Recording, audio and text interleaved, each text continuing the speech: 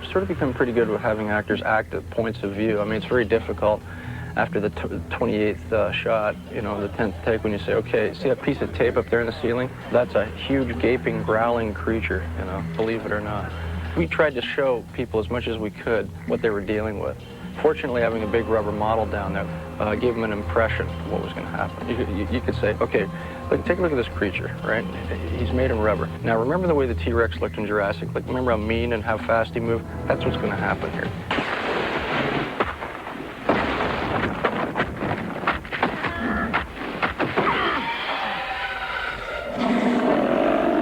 Cut. Good. The thing that Mark DePay brings, given his knowledge of what he's done at ILM, and knowing that there's going to be a lot of special effects in this movie, that there are times when you have to know what you're directing and how it's going to meld with your special effects, you know? You're rushing through here, Todd's following you. Zach will be a few steps behind, running after you. And since I'm working with him, I've discovered that he invented the animals for Jurassic Park, you know? So we're in very capable hands. I couldn't think of a better grip to be in if you're going to do Spawn, you know? This guy has got all the moves, you know? Then you have all these weapons that are kind of hanging out. You peel them off and throw them in the cog and say, no guts, no glory. Spawn has these powers that are very hard to create in reality. They just, you know, don't exist. So we're going to be using computer animation to bring them to life. As he comes down through this dome, the classic coming through the glass cape scene in a superhero movie, but with the difference that we're able to make it much more majestic, inspired by the cape in the comic book. It's alive and it's part of him, and it comes out of him and it behaves. It's like another character almost. We have that ability and that flexibility in digital to actually do that, which would be very, very difficult in a practical situation in live action. That is one of the biggest reasons to do Spawn with computer graphics as opposed to using the other means of effects. The story, of course, is about the Spawn based on the comic book, but a lot of the stylized look, you know, stuff we tried to incorporate a lot of that. You know, but a lot of it doesn't work if it's moving. So we had to invent our own dialogue, you know, of motion to do with Spawn. You're ready to zap, yeah. You're getting zapped. Okay, go down on one knee, like that, and fall aside. Right. That new technique bridged the gap between human movement and computer-animated characters. In order to capture the way that, you know, Michael Jai White has moved, we're capturing his motion from motion capture data and inserting it into the Spawn costume. Electronic sensors are attached to Michael's bodysuit, and a 3D camera system records his movements. The computer then translates those movements to a digital model. Majority of the big action sequence fights that we'll see, right, in the movie will be computer generated. Violator, which is data that we just invented in terms of the motion.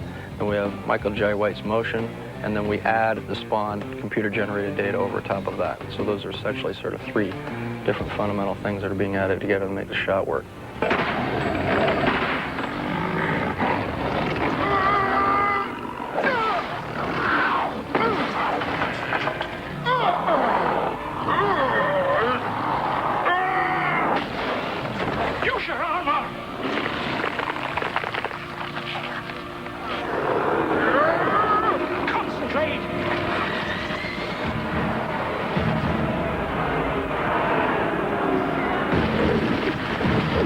Besides all the amazing visual elements that are going to be, we're going to have amazing creatures, amazing fights and chases. Surreal, unbelievably strange, and interesting characters. It's been pretty intense. I mean, it's an experience I've never had before. Spawn goes for the juggler. He goes for the aggressive thing that kids want. Still has humor, still has character, still has story. Are there any normal people left on Earth? Nothing subtle about this piece, you know. When they're done watching this, I want them to go, Batman just sissy.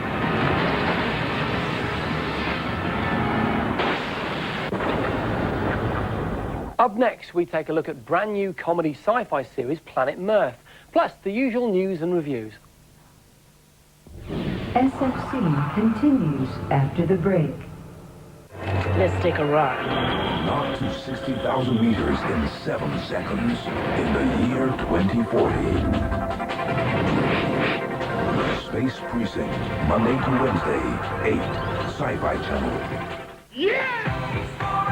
The universe is full of heroes, but only one man can meet the deadline. Flash, I love you! But we only have 14 hours to save the Earth!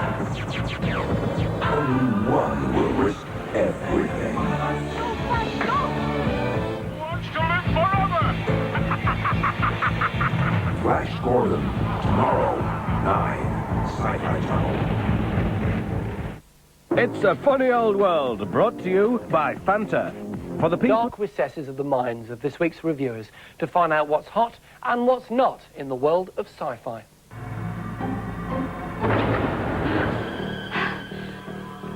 Where is he?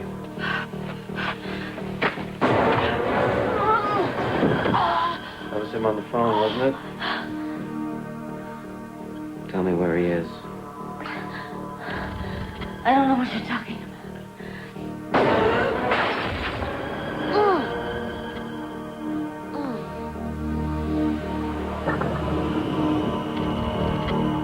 X-Files Colony is called the fourth tape in the X-Files series. It's not actually, it's about the 7th or 8th, but it was originally due to come out a long time ago. Colony contains all of the typical X-File elements. It's very dark and mysterious. A lot of questions are asked.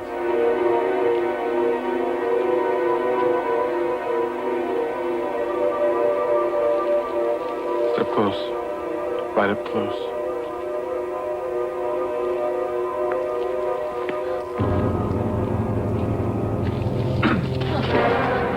Oh, you all right? Yeah? I'm okay. And it's a bit weird, really, because Colony being a Season 2 story, there's an awful lot of setting up and an awful lot of creation of storylines that we've already seen in the later releases.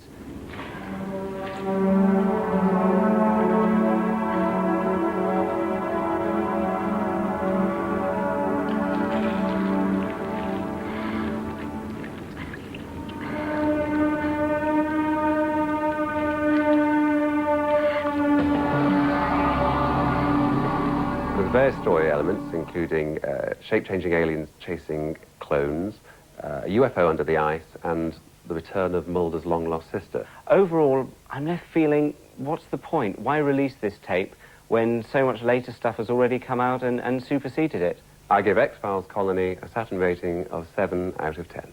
Because of the darkness, because of the nice X-Files feel, it's a very traditional story, I give X-Files Colony 7 out of 10.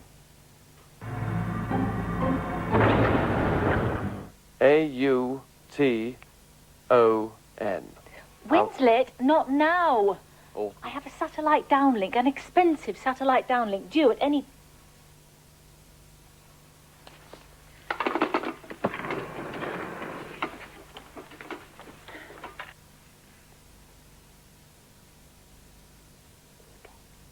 Autumn is a Doctor Who spin-off video, which brings back popular Doctor Who monsters, the Autons. My main memory of the Autons back on television was the shop window dummies coming to life and stalking around, killing people, and Auton, the new video, really brings that back again. It's set in a place called the Warehouse, and in this warehouse there are various items left over from alien invasions throughout the 70s. And they've accidentally brought back to life the Autons. Johnny's give away! Like a great deal of Doctor Who, Auton moves at a really good pace. It's full of action and adventure. It's everything you need to make a really good rounded story. I give Autumn 8 Saturns out of 10. I give Auton 8 Saturns out of 10.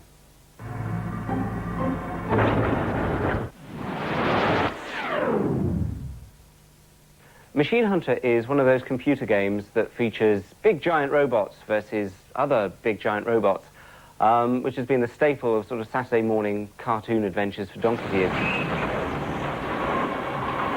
The twist on this, compared to other similar sort of games, is that you blast away at alien robots, and once they're dead, you can then take over their body.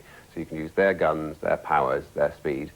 It's not very good. The top-down views look very archaic and very cheap. For 32-bit CD games, it really doesn't offer very much that you couldn't get 10, 15 years ago. Compared to other games like Doom, or Resident Evil, all available on the PlayStation, it's a little bit primitive. It's the sort of game that you'll go into a second-hand game shop in about 3 weeks and find it lining all the shelves. I give Machine Hunter 5 Saturns out of 10. I give Machine Hunter 5 Saturns out of 10. Superman, The Death of Clark Kent is a graphic novel. It's actually a collection of about 12 separate Superman comics. As a graphic novel, it's totally engrossing. You can't put it down. You start on page 1 and you're just taken along with it. It's beautifully written, beautifully drawn. The artwork in this graphic novel is superb, though, the action sequences particularly so, and the story sweeps along. It's got a couple of superfluous chapters on the ending that just seem to be put there to bring the page count up, which is a bit of a shame. But overall, I give Superman, The Death of Clark Kent, 9 Saturns out of 10. I give Superman, The Death of Clark Kent, 8 Saturns out of 10. There's no disputing it. Science fiction has taken over the universe. We've got blockbusters at our cinemas and huge worldwide TV hits. And now a brand new comedy sci-fi series called Planet Mirth.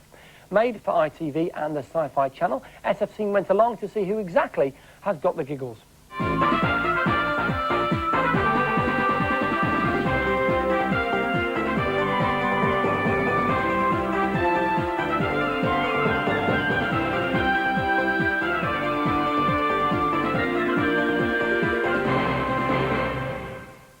Planet Mirth is a mixture of science fiction, strong characters, strand-led comedy, culminating in an extravaganza of comic images.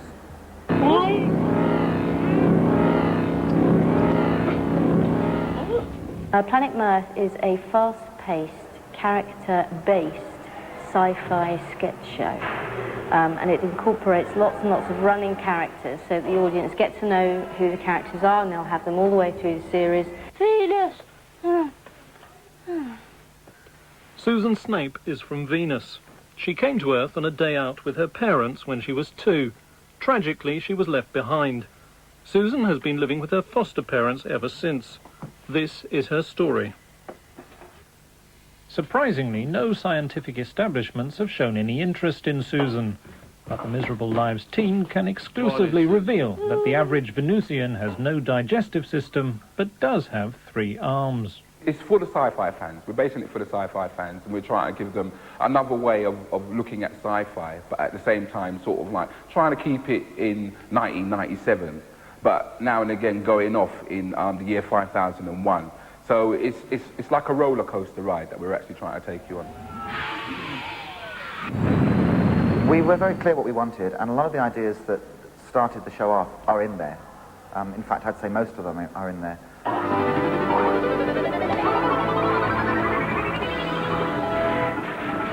Science fiction has always had a thread of comedy going through it if you actually look at it hard enough.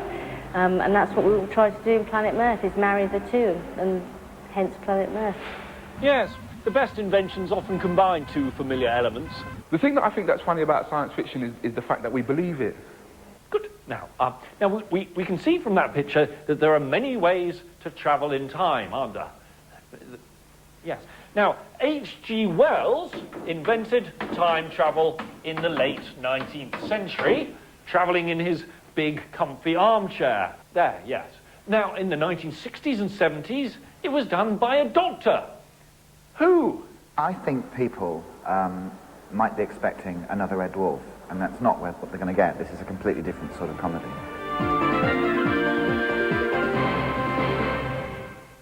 We're just going on a trip to see where it's going to go. We don't know where it's going to go, but hey, tune in next week. Up next, SF Scene update and your opportunity to win a whole bunch of Sci-Fi Channel lava lamps plus other rarities in this week's competition. Welcome to SF Scene Update, all the news you need in the world of sci-fi. This is Caroline Tudor. On August 22nd, Event Horizon, the science fiction thriller shot entirely in the UK and starring Lawrence Fishburne and Sam Neill, has its UK theatrical release. From August the 15th until the 17th, Bergen in Norway plays host to Corticon, an academic convention on literary universes. The 9th Eufora International UFO Congress celebrates 50 years of global UFO research at Sheffield University on August the 16th and 17th. Imminent publications in the UK include, on August the 14th, 3 new Spawn graphic novels from the multi-award-winning writer-artist Todd McFarlane. And on August the 18th, Titan, Stephen Baxter's new novel about life on Saturn's moon. Available in the shops now is Portal, the beginner's guide to the original trading card game Magic the Gathering, giving the player an introductory tour of the land of Dominion. Premiering on the Sci Fi Channel on August the 13th, host William Shatner takes a journey through classic science fiction television in the Sci Fi Channel's Guide to the Galaxy. Through the Sci-Fi grapevine, we can report that Commander Ivanova of Babylon 5, actress Claudia Christian, is now claiming that she was sacked from the series after requesting time off to make a movie. With the current series of Millennium still on ITV on Sunday nights, the new series is underway and will be arriving on Sky early in the new year.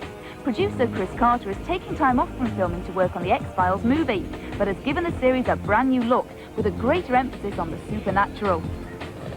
And finally, coming up on the Sci-Fi Channel this September, we premiere the galactic heroics of Buck Rogers in the 25th century and enter the paranormal world of sci-fi conspiracies with the cable and satellite premiere of the acclaimed Dark Skies. And for January, we join the crew of Deepwater Black and indulge ourselves in the comic banter of Mystery Science Theatre 3000. For more news in the world of sci-fi, you can access the SF Scene Dominion Teletext, page 225, or the Dominion website 24 hours a day. Well, it seems that Star Trek will be boldly going on forever. And with that in mind, we sent our man in Los Angeles, Mike Jerrick, to meet Voyager's Chief Engineer Torres, a.k.a. Roxanne Dawson. This is an active power system. It must have been built by the colonists. We'll send somebody down here to study it more closely. Right now, we've got to get you back to the ship. No, this is my discovery. It's my mission. Okay, most of us have seen Roxanne Dawson as the half-human, half-Klingon engineer on Star Trek Voyager. But did you know that under that gruff alien facade lies a beautiful, intelligent woman? Roxanne credits the show's talented makeup artists for creating her unusual alter ego. I'm very dependent on them because I come in the morning and I don't look at all like this, and they kind of do me up. And this is really, they create the character for me. I sort of step into the role, but I couldn't do it without having this. So is the makeup all above the eyebrows then? These are stuck on too. These are not my eyebrows. This is not me. This is not me. And all of this, starting from about here down, is me. Do people come up and recognize you yet? I was recognized at a car wash, and it's interesting. I was wearing a ball cap, so only this part of my face was showing, and somebody recognized me, which I thought most people wear ball caps so that they won't be recognized. I think that it's the only way I could be, because finally only this part of my face is showing, so it sort of makes sense. Let me go down to the planet. There must be some evidence left of what really happened. Maybe there are other people like Karena who might be willing to tell the truth. Physical appearance is not the only thing that distinguishes Roxanne from her character. While B'Elanna may want to partake in intergalactic flights, Roxanne is content to enjoy the technological wonder of the Internet. So do you spend a lot of time on the World Wide Web? I really enjoy sort of surfing that net and kind of finding out all these things, knowledge, experience, all of this. It's an incredible thing. I actually stand in front of my computer with my jaw dropped because I still can't believe you can do all the things that you can. Have you ever checked out the Star Trek sites? I have been known to do so. And check up on, like, what the fans are saying about you? I have been known to do so. Do you ever pretend to be somebody else and then ask about your character? No, I have not done that. Yes, you have. No, I haven't. Okay. That would support our theory about what happened aboard their ship. We think that their main power conduits were overloaded by a massive electromechanical discharge. Do you like speaking Klingon? Well, the convenient thing about B'Elanna is that she's only half Klingon, and she detests her Klingon side, or is at least trying to come to terms with it. Therefore, she doesn't speak much Klingon. So, I have a couple of words. Petach, for example. Stupid human. Now, why would you choose that phrase looking at me? It just came to my mind. Kevin, Harry, let's go! Hold on, my minute isn't up yet.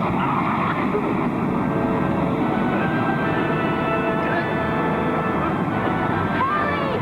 Run! Roxanne says that when she first joined the cast of Voyager, she couldn't tell a Klingon from a Romulan. But now, with nearly 3 years under her belt, the actress is well aware of her character's heritage and is proud to be part of the Star Trek tradition. A lot of the sci-fi that's going on today talks about the future, but doesn't really have a vision. This has had a vision since its inception, and the most exciting thing about it is that a lot of that has come true.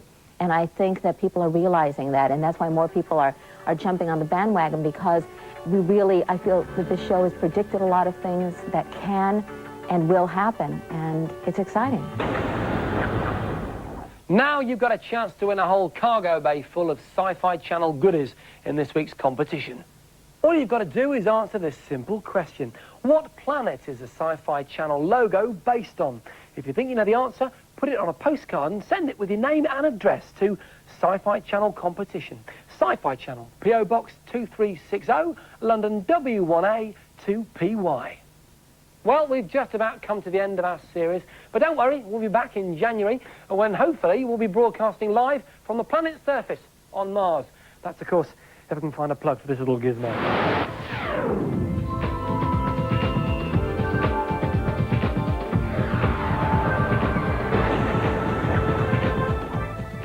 Viewer information. Transmission of SF Scene is now complete. Next Monday, the feature film, Voyage to the Bottom of the Sea, transmits at this time.